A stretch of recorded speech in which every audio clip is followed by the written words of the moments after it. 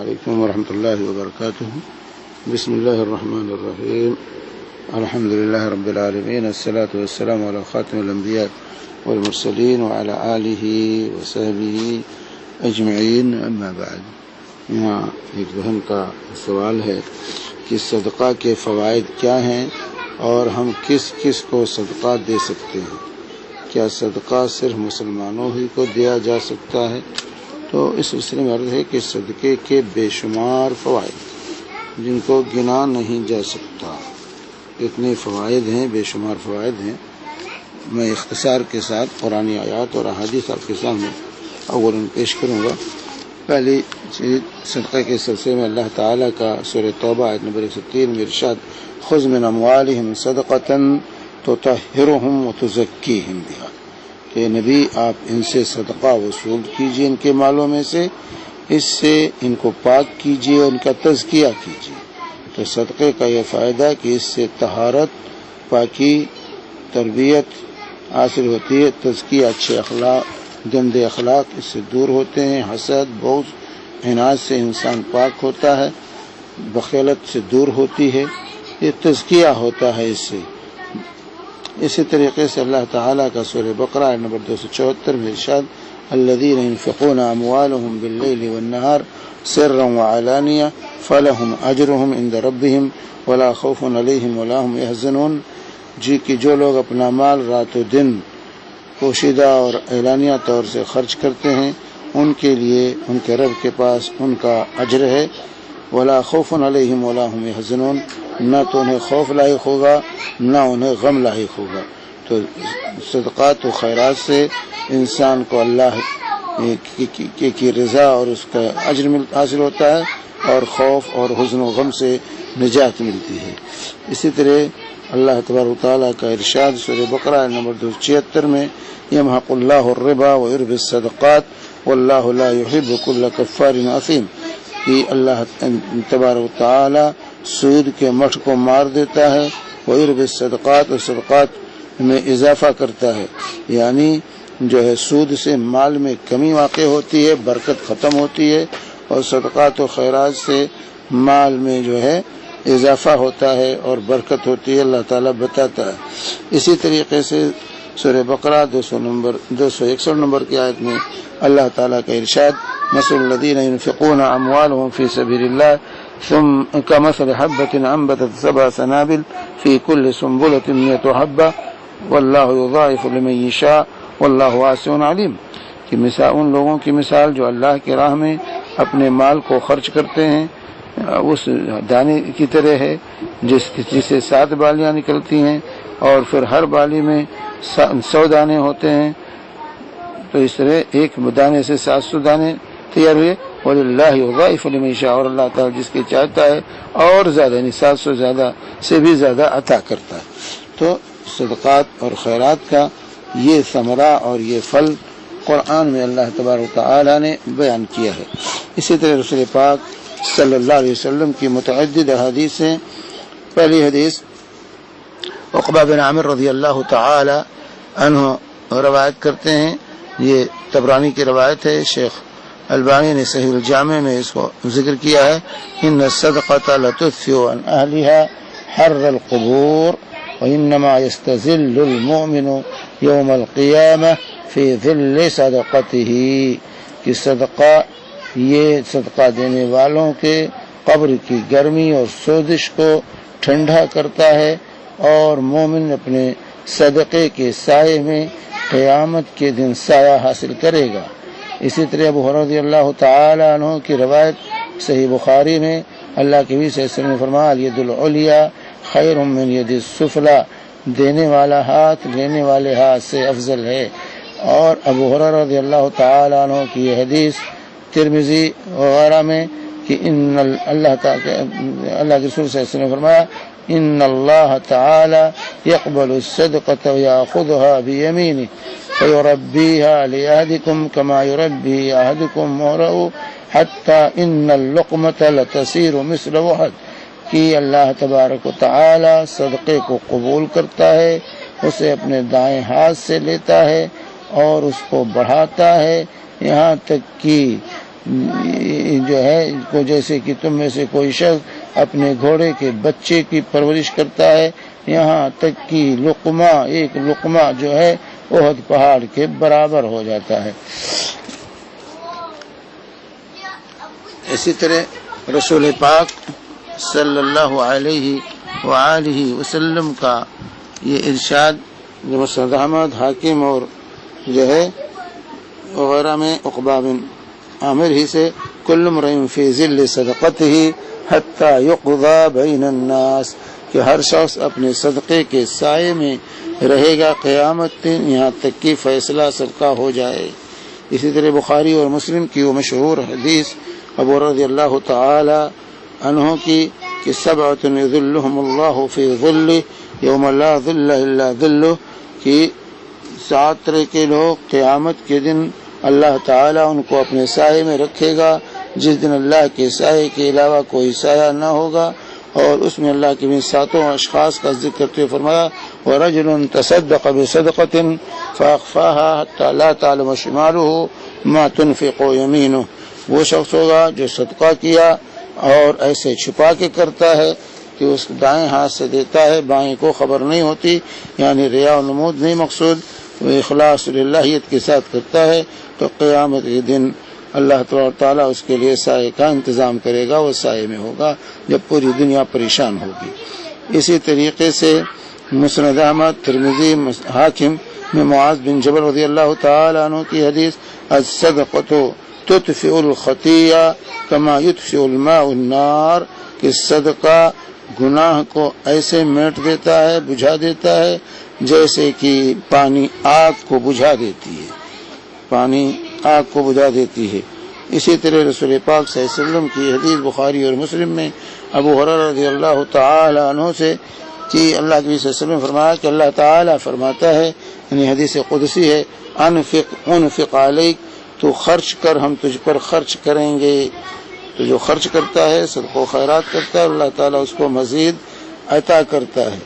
اسی طریقے سے طبرانی صغیر اور بہقی وغیرہ کی روایت ابو سعید خدری رضی اللہ تعالی عنہ سے کہ صدقۃ السر تطفئ غضب الرب، یعنی پوشیدہ طریقے سے صدقہ کرنا جو ہے ریا نمود سے بچتے ہوئے اللہ کے غضب کو ٹھنڈا کرتا ہے۔ اسی طرح بخاری اور مسلم کی روایت صحیح بخاری اور ابو ہریرہ رضی اللہ تعالی عنہ سے کہ اتقوا النار ولو بشق تمرہ، رسول پاک صلی اللہ علیہ وسلم نے فرمایا جہنم سے بچو اگر کھجور کا ایک ٹکڑا ہی صحیح۔ اجعلوا بینکم وبین النار حجابا ولو بشق تمرہ، طبرانی کی روایت فضالہ بن عبید سے کہ اجعلوا بینکم وبین النار حجابا، کہ اللہ کے نبی نے فرمایا کہ اپنے اور جہنم کے درمیان جو ہے پردہ حائل کرو، اگرچہ وہ ایک کھجور کے ٹکڑے ہی کا کیوں نہ ہو۔ تو اس طرح سے بے شمار فضائل جو ہے صدقات کے احادیث کے اندر بیان کیے گئے ہیں۔ چنانچہ ابو کبشہ رضی اللہ تعالیٰ فرماتے ہیں کہ رسول پاک صلی اللہ علیہ وسلم فرمایا، مسند احمد ترمذی کی روایت ہے کہ ثلاث اقسم علیہن، 3 چیزوں پر میں قسم کھاتا ہوں، ما نقص مال عبد من صدقہ، یہ صدقہ دینے سے انسان کا مال کم نہیں ہوتا، ولا ظلم عبد مظلمة صبر عليها إلا زاده الله، ولا ظلم عبد مظلمة صبر عليها إلا زاده الله عز وجل عزا،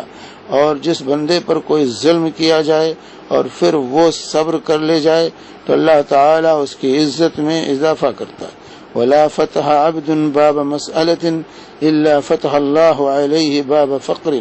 اور جو بندہ بھی سوال کرنے کے لیے ہاتھ پھیلانے کا شروع کرتا ہے تو اللہ تعالیٰ اس کے اوپر محتاجی کا دروازہ کھول دیتا ہے۔ جو سوال کا دروازہ کھولتا ہے، مانگنے کا دروازہ، اللہ تعالیٰ اس پر محتاجی کا دروازہ کھول دیتے۔ تمام احادیث جو آپ کے سامنے پیش کی گئی سب کو شیخ البانی رحمہ اللہ نے صحیح قرار دیا ہے۔ تو اس طرح سے بے شمار فضائل اور فوائد احادیث کے اندر بیان کیے گئے ہیں۔ چنانچہ ابو اللیث سمرقندی نے جو ہے صدقات کے جو ہے فوائد بیان کرتے کہا کہ 5 فائدے دنیا میں اور 5 آخرت میں۔ دنیا میں مال کو سے پاک ہوتا ہے، بدن گناہوں سے پاک ہوتا ہے، اسی طریقے سے بلا اور امراض دور ہوتے ہیں، اور مسکینوں کو خوشی حاصل ہوتی ہے دخول صدقہ و خیرات سے، اور مال میں اور روزی میں وسعت اور مال میں برکت ہوتی ہے۔ یہ 5 فائدے دنیا میں، اور 5 فائدے آخرت میں بیان کرتے ہوئے فرماتے ہیں کہ جو ہے انسان جو ہے یہ سایہ ہوگا قیامت کے دن، جو ہے سخت گرمی میں جو ہے یہ سایہ کرے گا صدقہ کرنے والے پر، اور اسی طریقے سے حساب میں جو ہے آسانی ہوگی، اور میزان میں وزنی ہوگا، اور اسی طرح صراط مستقیم صراط پل صراط جو ہے پار کرنے میں جو ہے انسان پار کر جائے گا۔ اس کی وجہ سے صدقہ جو ہے تعاون کی طرف کے فضیلت میں فائدے میں یہ بھی ہے کہ اس پل صراط کا پار کرنا اس کے لیے آسان ہو جائے گا، اور اسی طرح جنت میں اس کے درجات بلند ہوں گے۔ تو یہ تو ابو لیث سمرقندی نے ذکر کیا ہے جو ہے، اور اسی طرح اگر دیکھا جائے قرآن اور حدیث کے جو نصوص آپ کے سامنے ابھی پیش کیے گئے ہیں، اس میں ثواب میں اضافہ، پہلی چیز گناہوں کی تکفیر جو ہے، گناہوں کا کفارہ ہوتا ہے صدقہ، اور راحت اور اطمینان نصیب ہوتا ہے صدقے سے۔ صدقہ یہ صدقہ کرنے والے کی ایمان کی دلیل ہے، اسی لیے اس کو صدقہ جاتا ہے، صدق ایمان کی یہ دلیل ہے۔ اور اسی طرح صدقہ جو ہے روزی میں وسعت اور عمر میں برکت، طول عمر اور جو ہے صدقہ سبب بنتا ہے۔ اسی طریقے سے صدقہ کرنے سے لوگوں کی محبت اور احترام حاصل ہوتا ہے۔ اسی طریقے سے صدقہ سے جو ہے یہ حسد کا علاج ہے، فقراء کے اندر جو مالداروں کے سلسلے میں حسد ہوتا ہے وہ اسے صدقہ کرنے سے ختم ہوتا ہے۔ اور اسی طریقے سے صدقہ کا فائدہ یہ ہے کہ جو ہے فقیر اور محتاج کی جو ہے کہ تعاون اور ان کی مدد ہوتی ہے، اور اس کی وجہ سے آپس میں تعلقات مضبوط ہوتے ہیں، اور تعاون بھائی چارگی معاشرے کے اندر پیدا ہوتی ہے، حسد جو ہے لوگوں کے درمیان سے ختم ہوتا ہے۔ تو اس طریقے سے بے شمار فائدے جو ہے صدقات اور خیرات کے ہیں، انسان کو جو ہے اس کا اہتمام جو ہے کرنا چاہیے۔ اس طریقے سے یہاں پر آخری سوال جو ان کا اس میں ہے کہ صدقہ کس کو دینا چاہیے۔ صدقہ و خیرات جو ہے انسان کو، زکوٰۃ جو ہے وہ تو ہے اپنی جگہ پہ، اس کے مستحقین اللہ تعالیٰ نے سورہ توبہ میں آیت نمبر 60 میں بتا دیے ہیں، انہی پر خرچ کرنا چاہیے۔ البتہ عام نفلی صدقات جو ہے یہ کرتے رہنا چاہیے، اور اہل ایمان زیادہ مستحق ہیں، اور ایسے اگر ضرورت پڑ جائے تو غیر مسلموں کو بھی صدقہ دیا جا سکتا ہے، اور لیکن اقرب فالاقرب کا زیادہ خیال رکھنا چاہیے۔ جیسے کہ صدقے کے سلسلے میں اللہ کے رسول صلی اللہ علیہ وسلم فرماتے ہیں، مسند احمد کی روایت ہے عمر بن امیہ الضمری کی کہ ما آت الرجل امرأته فهو صدقہ، جو ہے شوہر بیوی کو جو دیتا ہے وہ بھی صدقہ ہے۔ ما اطعمت زوجتك فهو لك صدقہ، واطعمت ولدك فهو لك صدقہ، واطعمت خادمك فهو لك صدقہ، وما اطعمت نفسك فهو لك صدقہ۔ جو بیوی کو تم کھلاتے ہو وہ بھی صدقہ ہے، جو بچوں کو کھلاتے ہو وہ بھی صدقہ ہے، جو تم نے اپنے خادم کو کھلا دیا وہ بھی صدقہ ہے، اور جو تم نے خود کھایا وہ بھی صدقہ ہے۔ یہ مسند احمد وغیرہ کی روایت ہے۔ اسی طریقے سے بخاری کی روایت عبداللہ مسعود رضی اللہ تعالی عنہ سے کہ نفقۃ الرجل علی اہلہ صدقہ، کہ جو ہے شوہر کا اپنے اہل پر جو ہے اہل و عیال پر خرچ کرنا یہ صدقہ ہے۔ اسی طریقے سے رسول پاک صلی اللہ علیہ وسلم کا ارشاد بخاری و مسلم میں جو ہے کہ الصدقۃ علی المسکین صدقہ وعلی ذی رحم صدقۃ وصلہ، کسی مسکین کو صدقہ دینا صدقہ ہے، اور کسی رشتہ دار کو صدقہ دینا صدقہ بھی ہے اور صلہ رحمی بھی ہے۔ اور اسی طرح رسول پاک صلی اللہ علیہ وسلم کا ارشاد اذا انفق الرجل علی اہلہ ویحتسبہ اذا انفق الرجل على اهله وهو يحتسبها كانت له صدقہ، کہ جو ہے انسان جو ہے اپنے اہل پر خرچ کرتا ہے اور اللہ سے ثواب کی امید لے کر کے، تو وہ بھی اس کے لیے صدقہ ہوتا ہے۔ تو اس طرح صدقے کا باب بڑا وسیع ہے، تو اہل و عیال پر، بچوں پر، اپنے اقربا پر، بھائی بہنوں پر، رشتہ داروں پر، ددھیالی نریالی سسرالی رشتوں پر خرچ کرنا یہ بھی صدقہ ہے۔ ان کے حالات، ان کی ضروریات کی تکمیل، یہ بھی صدقہ ہے، ان کو دینا ہے۔ فقراء مساکین مسلمان ہیں، ان پر خرچ کرنا یہ صدقہ۔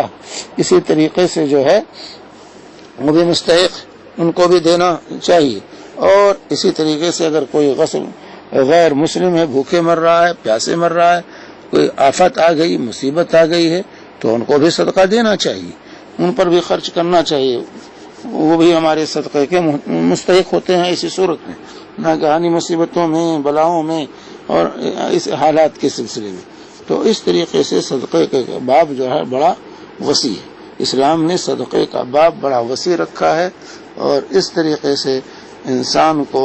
ہمیشہ صدقہ کرنے کی کوشش کرنی چاہیے۔ اور رسول پاک صلی اللہ علیہ وسلم کی اس ارشاد پر